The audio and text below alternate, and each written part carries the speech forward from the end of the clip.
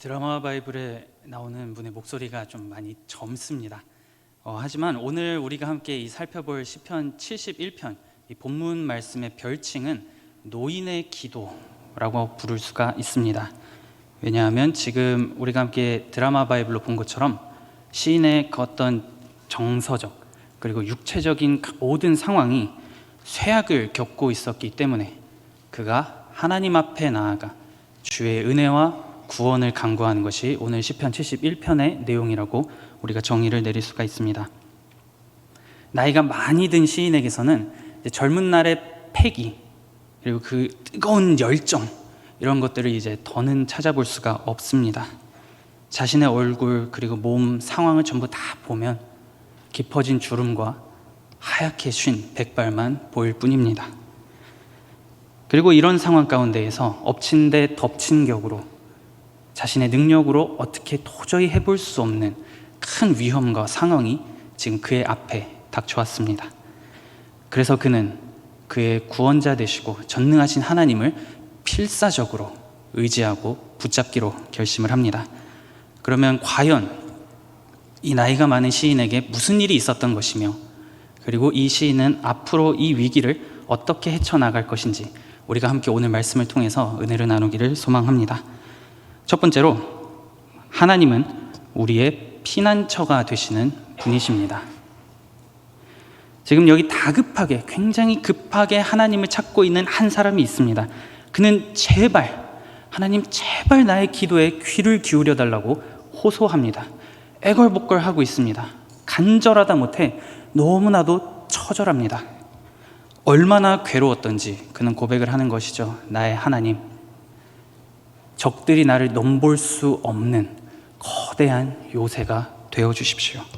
그 어떤 공격도 나를 향해서 들어오지 않을 수 있도록 하나님 제발 도와주십시오. 시인은 호소를 합니다. 오늘 말씀 1절에서 3절에 그는 이렇게 고백을 합니다. 여호와여, 내가 주께 피하오니 내가 영원히 수치를 당하게 하지 마소서. 주의 의로 나를 건지시며 나를 풀어주시며 주의 귀를 내게 기울이사 나를 구원하소서. 주는 내가 항상 피하여 숨을 바위가 되소서. 주께서 나를 구원하라 명령하셨으니 이는 주께서 나의 반석이시오 나의 요새이심이니이다. 지금 보면 시인이 구원이라고 하는 것을 다른 단어로 계속해서 언급을 합니다. 제발 구원을 베풀어 주십시오. 나를 구원해 주십시오. 그는 언급을 하고 있습니다. 구원이라고 하는 이 단어가 가지고 있는 의미를 생각을 해볼 때 지금 이 사람이 무언가 좋지 않은 상황에 아주 휘말려 있구나 라고 하는 것을 우리가 볼 수가 있습니다. 만약에 지금 이 시인이 자기 상황이 너무나 좋고 행복하다면 다른 말을 했겠죠. 하나님은 나의 피난처가 되십니다. 나의 요새가 되십니다가 아니라 주는 나의 구원이시오 나의 찬송을 받으실 분이요 할렐루야. 그는 이런 식으로 고백을 했을 겁니다. 하지만 오늘 본문에서 보는 것처럼 내가 피할 수 있는 요새가 되어 주십시오 라고 그는 고백할 뿐입니다. 그러면 왜 이렇게 이 사람이 지금 간절하게 하나님을 찾고 있을까요? 4절에 답이 있습니다. 4절에서 시인은 이렇게 고백을 합니다. 나의 하나님이여, 나를 악인의 손 곧 불의한 자와 흉악한 자의 장중에서 피하게 하소서. 지금 이 나이가 많은 시인을 공격하는 사람이 한둘이 아닌 겁니다. 전방위적으로 그를 향해서 그 어떤 모종의 공격이 그를 굉장히 괴롭게 하고 있습니다. 불의한 자와 흉악한 자들이 시인을 향해 칼을 들이밀고 그를 막 넘어뜨리기 위해서 계속해서 흔들고 공격을 하고 있는 것이죠. 그렇기에 이런 상황 가운데에서 견뎌낼 수 없는 어려움, 그 괴로움, 그 처절함, 절망감 때문에 그는 하나님 앞에 나아가 나의 거대한 요새가 되어주시고 나의 피난처가 되어주십시오라고 기도를 하고 있는 것입니다. 오랜 삶을 시인이 살아왔기 때문에 어떻게 보면 그의 삶은 산전수전을 다 겪은 자라고 우리가 생각을 할 수 있습니다. 나이가 많기 때문에 살아온 그 지혜 그리고 위기를 헤쳐나가는 그 어떤 경험, 연륜 이런 건 그에게 아주 풍성하고 많았을 겁니다.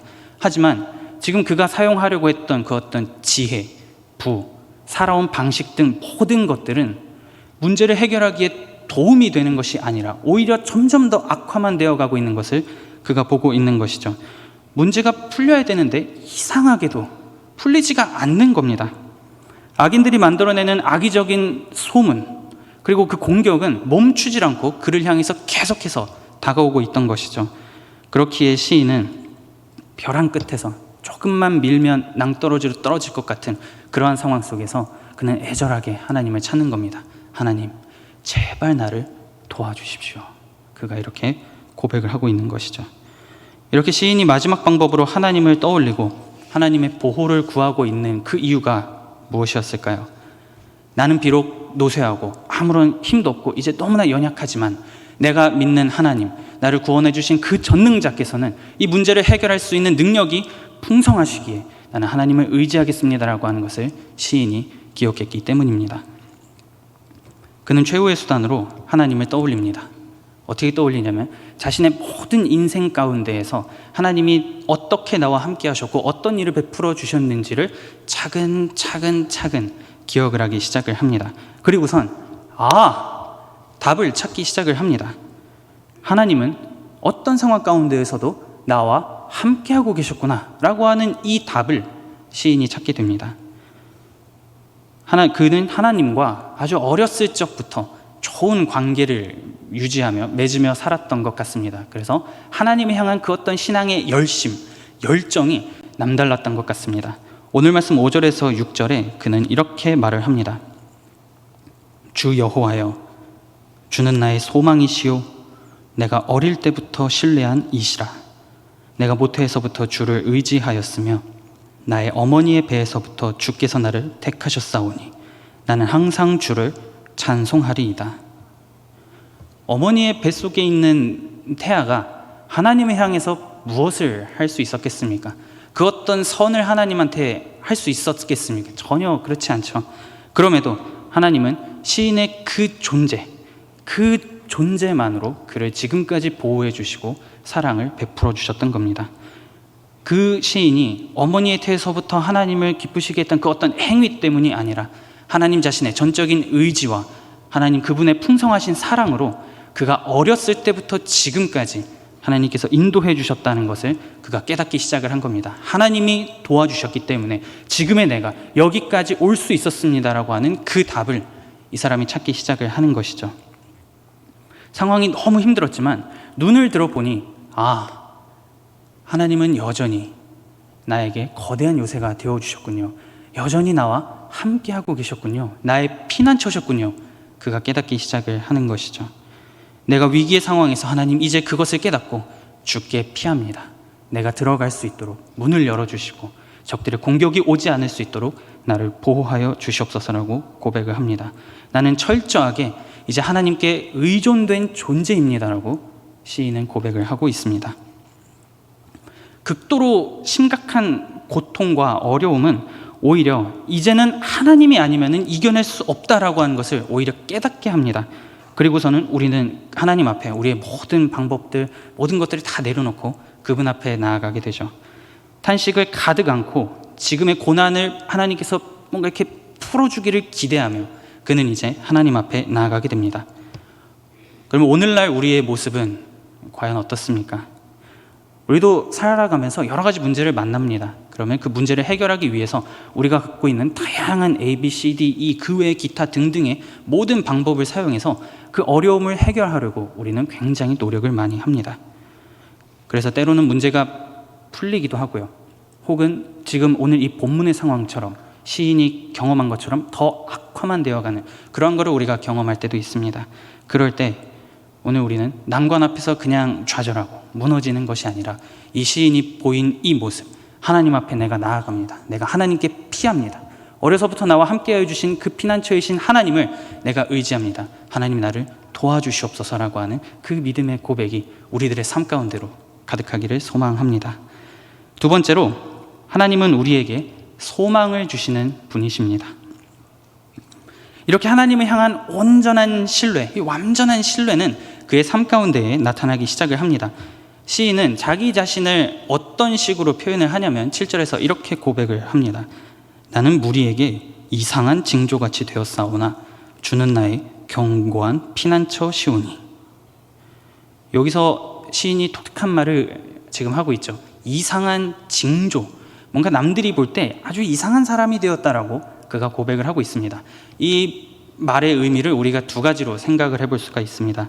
먼저는 긍정적인 반응입니다. 어려서부터 지금까지 하나님께서 나와 함께 하여 주셨기 때문에 하나님을 향한 열정, 그 열심을 그 누구도 꺼뜨릴 수 없다라고 하는 그 생각으로 하나님 한 분만 열정을 가지고 그가 섬겼던 것이죠.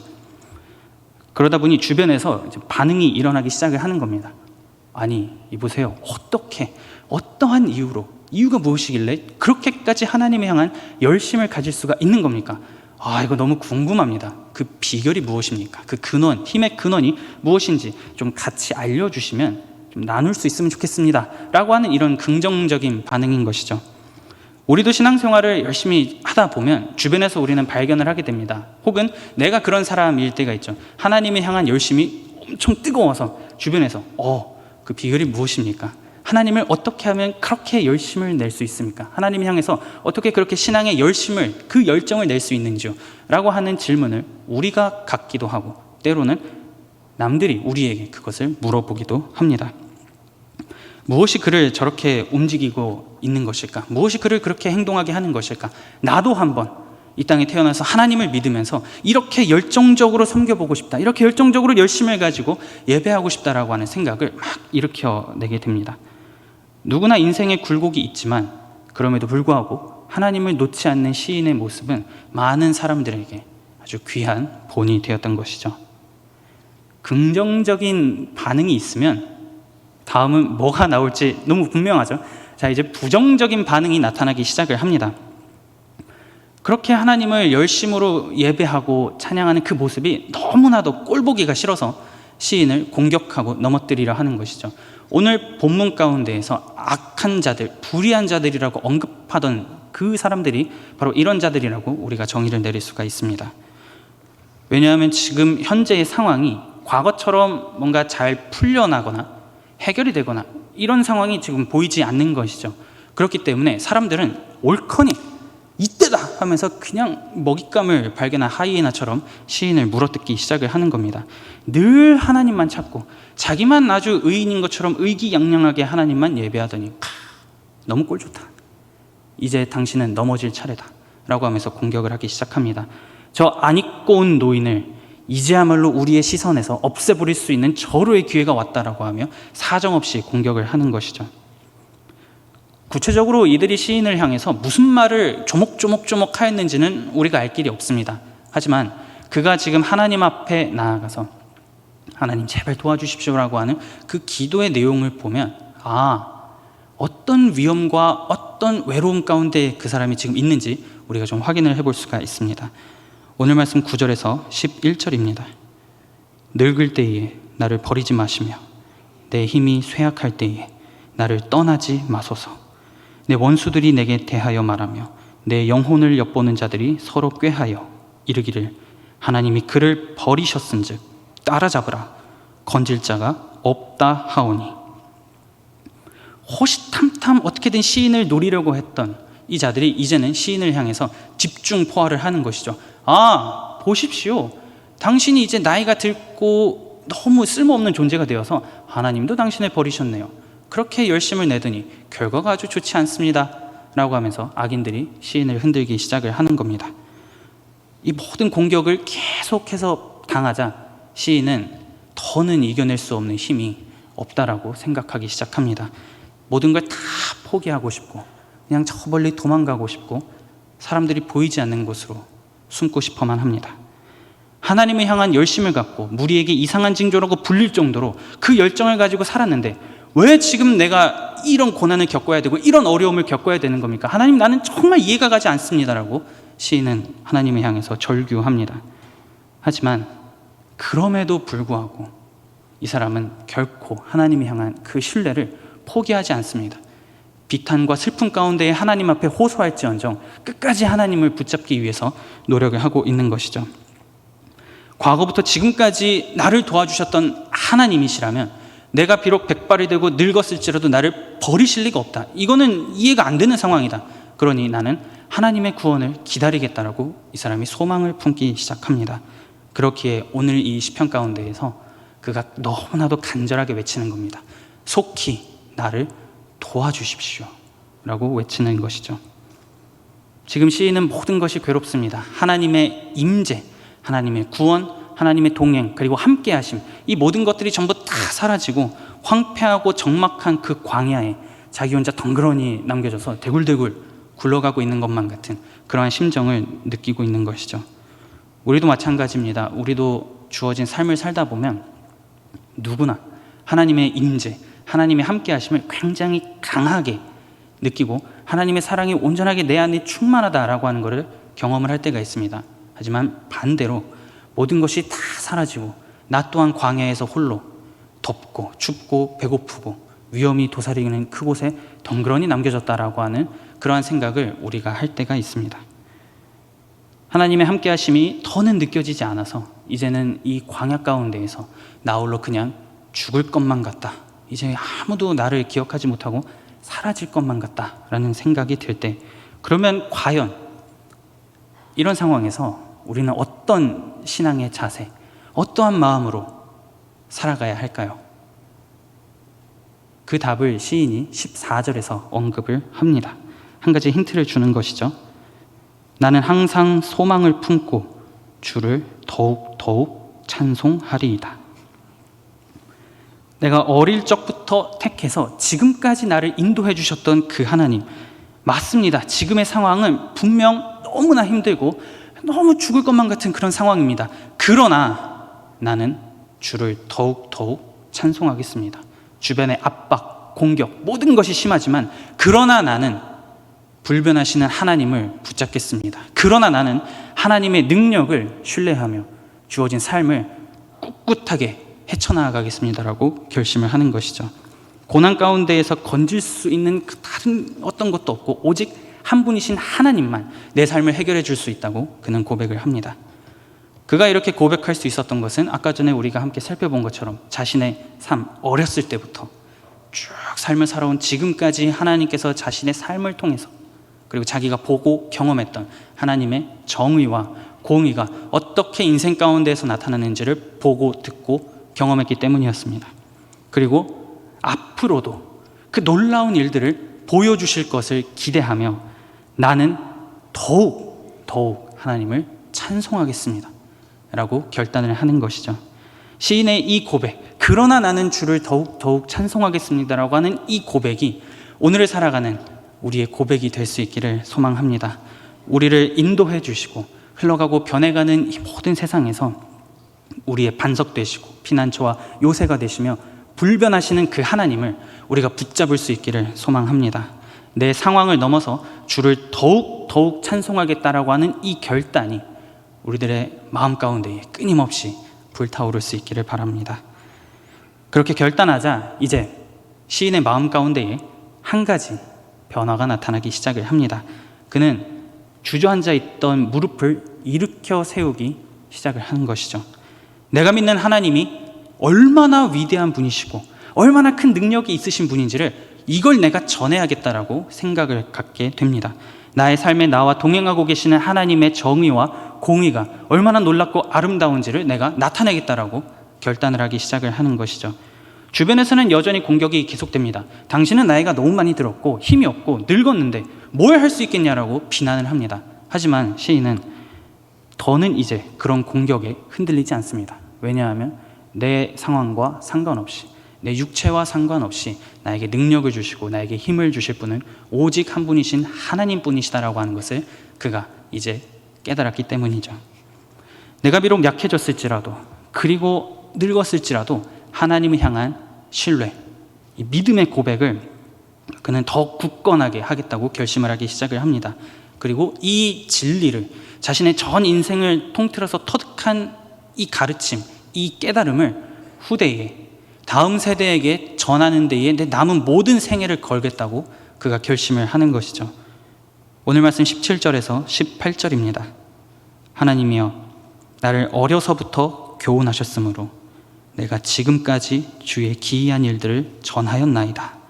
하나님이여, 내가 늙어 백발이 될 때에도 나를 버리지 마시며 내가 주의 힘을 후대에 전하고 주의 능력을 장래의 모든 사람에게 전하기까지 나를 버리지 마소서.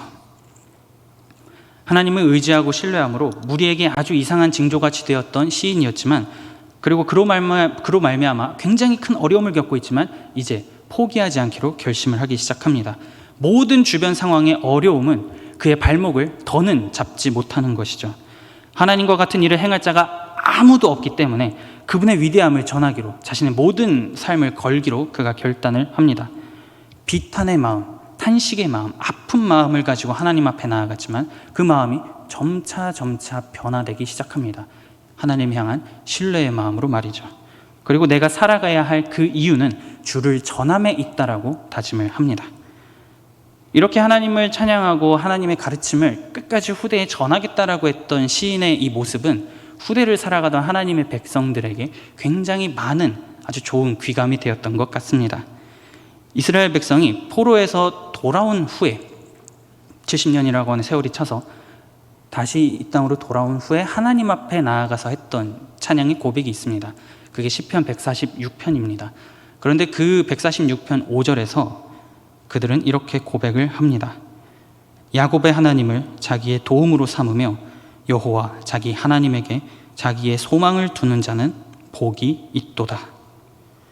우리는 전부 다 야곱 같은 인생을 살았음에도 불구하고 하나님께 소망을 두고 그 하나님께 향하는 자는 복이 있다라고 고백을 하는 것이죠. 그분에게 소망을 두어야만 한다고 노래를 했던 것입니다. 따라서 시인이 이렇게 했던 고백은 오늘을 살아가는 우리들에게도 너무나 필요한 자세입니다. 사람은 누구나 태어나고 살아가고 그리고 죽습니다. 젊었던 그 열정 넘치는 에너지는 나이가 들수록 점차 사라집니다. 그리고 머리는 점점 백발이 되어가죠. 나이가 들에 따라 어떤 커뮤니티나 중심에서 점점 멀어지기 시작을 합니다. 단순히 세월만이 문제가 아닙니다. 세상의 문제로 인해서 연약해질 때도 있습니다. 모든 상황이 나를 힘들게 했기 때문에 처음에 내가 가졌던 그 열정이 아예 먼지같이 사라져가지고 이제 내가 어떻게 해야 되지? 라고 하는 어려움을 경험할 때도 있습니다. 하지만 이처럼 어려운 상황에서도 하나님을 믿는 주의 백성들은 할 수 있는 일이 한 가지 있다라고 하는 것을 보게 되는 것이죠. 바로 하나님의 힘과 능력을 후대에 전하는 것, 그분의 정의와 공의와 능력이 얼마나 풍성한지를 다음 세대에게 깨닫게 하는 것이 필요하다라고 시인은 말을 하고 있습니다. 특별히 우리 신앙의 선배님들이시자 먼저 믿음의 길을 걸어오신 분들께서는 우리 비전 빌리지에서부터 그리고 청년부에 이르기까지 지금 대림교회라고 하는 이 요람 안에서 하나님을 예배하고 찬양하고 하나님의 자녀로 자라나고자 하는 우리의 이 모든 자들이 안전하게 자라며 하나님이 어떤 분이신지 바르게 알아갈 수 있도록 돕고 기도하고 또 권면하는 것이 우리들에게 필요합니다. 그래서 하나님이 왜 우리의 인생 가운데에 견고한 요새가 되시는가를 우리들의 삶을 통해서 그들에게 보여줄 수 있어야 하는 것이죠. 그리고 그런 본을 보이며 살아갈 때 이 자라나는 세대는 그걸 봅니다. 보고 배운 방식대로 자신들의 삶을 살아가기 시작합니다. 그리고 이들이 나이가 들게 되면 또 다른 세대가 이제 자라나서 나타나게 되겠죠. 그러면 그들에게 하나님을 믿는 자들은 이렇게 살아가는 거다라고 하는 본을 다시 보여주게 될 겁니다.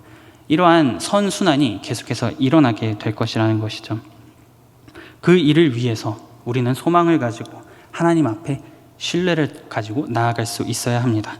하나님이시여, 내가 백발이 될지라도, 내가 아무 능력이 없다고 사람들이 외칠지라도 나는 주를 신뢰하고 하나님께서 나의 인생 가운데 보여주신 그 모든 놀라운 일을 내가 전하겠습니다 라고 하는 이 다짐을 가지고 주어진 하루하루를 살아가는 우리가 될 수 있기를 소망합니다.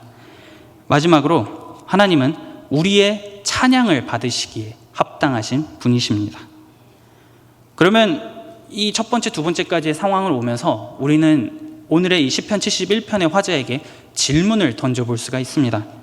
도대체 갑자기 지금 그의 마음이 바뀌었거든요. 하나님을 찬송하겠다고 마음을 점차 변화하기 시작합니다. 왜? 어떤 이유 때문에? 뭐 때문에 그런가라고 하는 질문을 우리가 던져볼 수가 있습니다. 상황이 바뀌었나?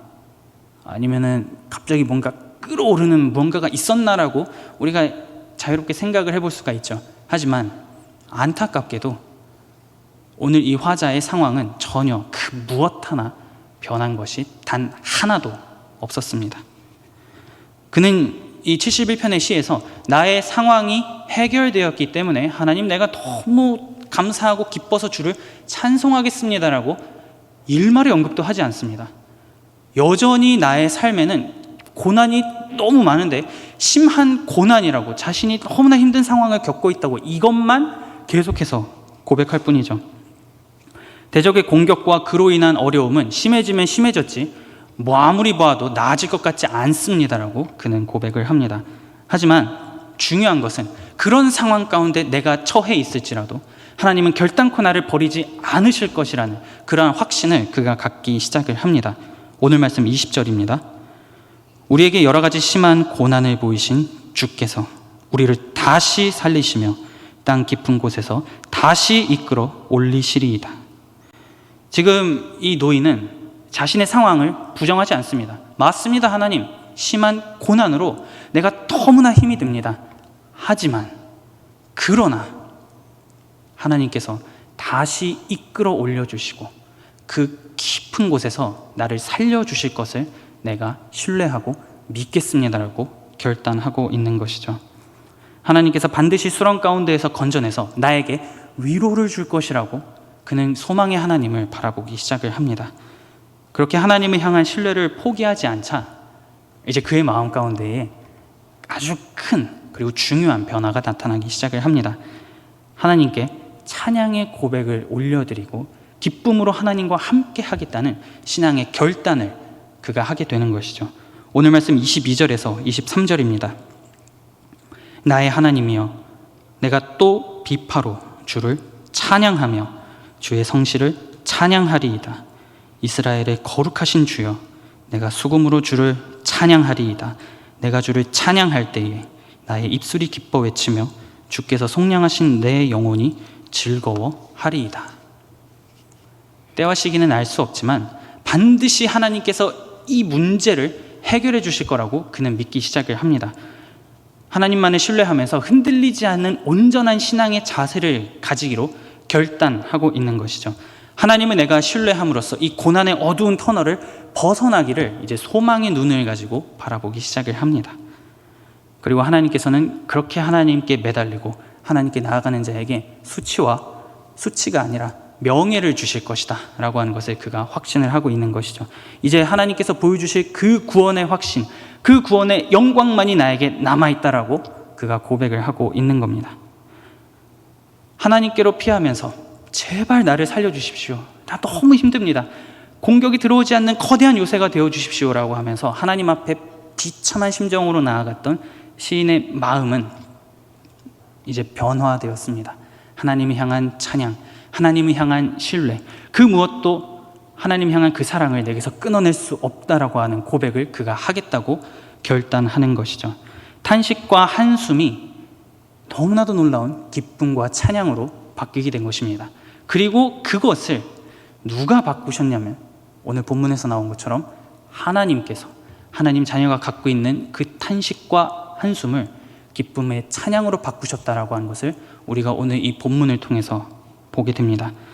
그래서 시인은 당장 완벽하게 나의 삶이 악인들의 손에서 벗어나서 너무나 완벽한 삶을 살아갔기 때문에 내가 하나님을 찬양합니다라고 얘기하는 것이 아니라 여전히 악인들의 공격은 계속되고 내가 그들 가운데에서 벗어나지 못했지만 그러나 나는 하나님을 찬양합니다. 승리를 나에게 허락해 주실 하나님을 내가 믿음으로 고백하겠습니다라고 얘기를 합니다. 오늘 말씀 마지막 구절인 24절입니다. 나의 혀도 종일토록 주의 의를 작은 소리로 읊조리오리니 나를 모해하려 하던 자들이 수치와 무한을 당함이니이다.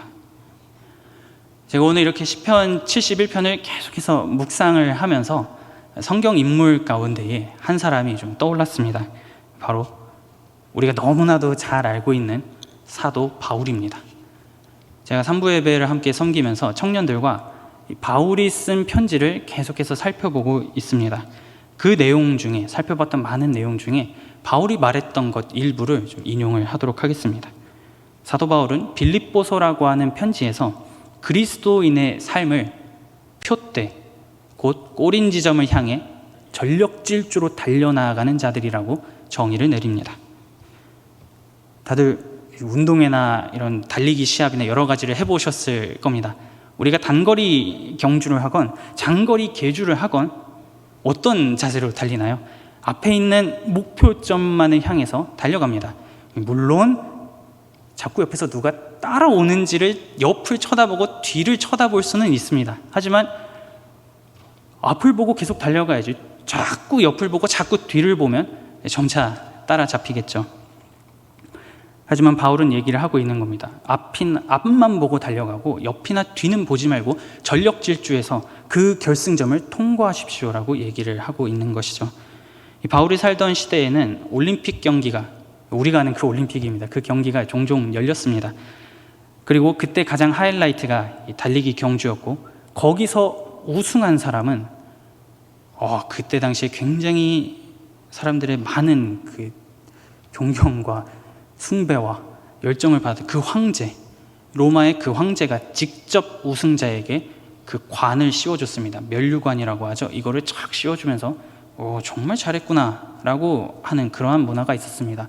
바울은 이 개념을 하나님으로 대입을 해서 얘기하는 것입니다. 우리가 그리스도를 믿고 하나님의 자녀라면 하나님께서 보여주시는 그 표대, 꼬린 지점만을 향해서 전력 질주로 다 달려나가고, 우리가 그거를 통과했을 때 하나님께서 친히 우리에게 내려주실 잘하였다라고 하는 그 면류관을 받기 위해서 우리는 결코 그 상황에 주저앉고 넘어지고 그냥 포기하는 것이 아니라 무조건 앞만 보고 달려나가야 됩니다라고 바울이 얘기를 합니다. 그래서 그는 빌립보서 3장 14절에 이렇게 고백을 합니다.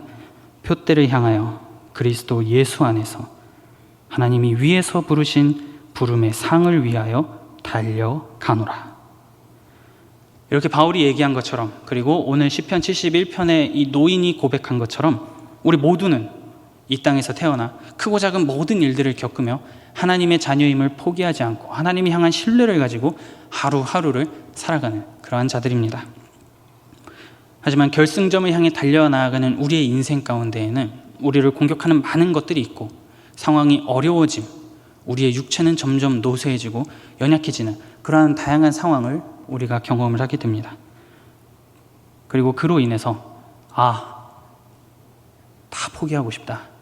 하나님, 제가 좀 열심히 달렸는데요, 이젠 더는 못할 것 같습니다 라는 마음이 들 때에 오늘 이 화자와 노인과 바울은 얘기하는 겁니다. 거기서 포기하지 말고 일어나서 어떻게 해서든지 그 결승점을 통과하십시오.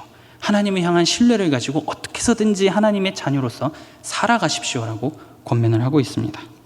일평생 나와 동행하고 계시는 그 하나님을 우리가 기억할 수 있으면 좋겠습니다. 그래서 하나님께서 나의 그 모든 인생 가운데 베풀어 주신 그 구원을 우리의 일생의 자양분으로 삼아서 오늘 그리고 앞으로 더 나은 미래를 향해서 그것을 소망하며 살아나갈 수 있으면 좋겠습니다.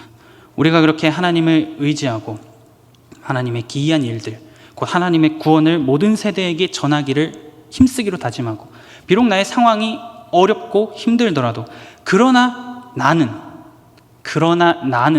주를 더욱 찬송하겠습니다라고 하는 이 고백이 우리들의 삶 가운데 울려 퍼질 때 우리가 갖고 있는 그 모든 절망, 한숨, 아픔은 하나님이 향한 신뢰와 기쁨으로 바뀌게 될 것입니다. 그리고 그런 자들을 하나님께서는 그냥 모른 채 하고 훅 지나가시는 것이 아니라 반드시 수렁 가운데에 울부짖고 있는 그 자녀를 구원해 주실 겁니다. 그리고 위로를 해 주실 겁니다. 불확실한 세상 가운데에서, 흘러가고 변해가는 빠른 이 세상 가운데에서 우리가 붙잡아야 될 것은 불변하시는 하나님이시고 우리를 향해서 변치 않으시는 그 하나님의 은혜임을 우리가 기억합시다. 하나님의 구원을 우리가 붙잡을 때에 우리의 고백은 기쁨의 찬양으로, 승리의 찬양으로 바뀌게 될 것입니다. 비록 우리가 하나님 앞에 나아갈 때 이 노인처럼 울면서 하나님 앞에 나아갈지라도 우리의 그 모든 눈물을 닦아주시며 기쁨의 고백으로 바꿔주실 하나님을 신뢰할 수 있으면 좋겠습니다. 그래서 주는 나의 아주 견고한 요새이시고 너무나도 튼튼한 피난처이십니다 라고 하는 이 고백을 가지고 내가 비록 나이가 들고 백발이 되어가고 육체는 연약해지고 아무런 힘이 없어지는 상태가 된다고 할지라도 나는 하나님 한 분만을 붙잡겠습니다.